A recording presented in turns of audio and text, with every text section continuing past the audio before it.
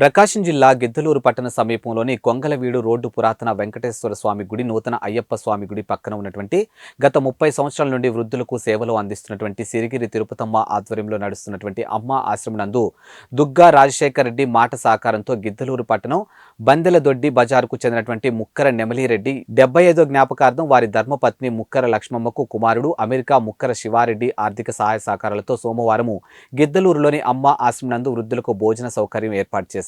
అమ్మ ఆశ్రమానికి అవసరమైనటువంటి నిత్యావసర సరుకులు ఆశ్రమానికి దుగ్గా రాజశేఖర్ రెడ్డి, హెల్త్ సూపర్వైజర్ గిరిధర్, విశాలాంధ్ర విలేకరి రాచర్ల అంకయ్య, శివకాశిరెడ్డి, కృష్ణారెడ్డి, వెంకటేశ్వర్ల చేతుల మీదుగా art of living yoga teacher BS Narayana Reddy సంఘ సేవకులు సిరిగి తిరుపతమ్మ మానసిక వికలాంగుల స్కూల్ ప్రిన్సిపల్ గోపాల్ రెడ్డికి అందజేశారు. ఇక అమ్మ ఆశ్రమానికి నిత్యావసర సరుకులు అందించిన గౌరవ పెద్దలు వృద్ధులకు రుచికరమైన భోజనం వడ్డించి వారు కూడా సహపంక్తి భోజనం చేశారు. ఇక దుగ్గా రాజశేఖర్ రెడ్డి, శివకాశిరెడ్డి, అంకయ్య మాట్లాడుతూ చక్కటి వసతి కలిగినటువంటి అమ్మ ఆశ్రమంలో భోజనం చేయడం అదృష్టంగా భావిస్తున్నామని అన్నారు. అమ్మ ఆశ్రమం వృద్ధాశ్రమం లాగే లేదు, ఇక బహు కుటుంబం లాగా ఉందని అన్నారు. ఇక అందరితో కలిసి భోజనం చేయడం చాలా ఆనందంగా ఉందని తెలిపారు.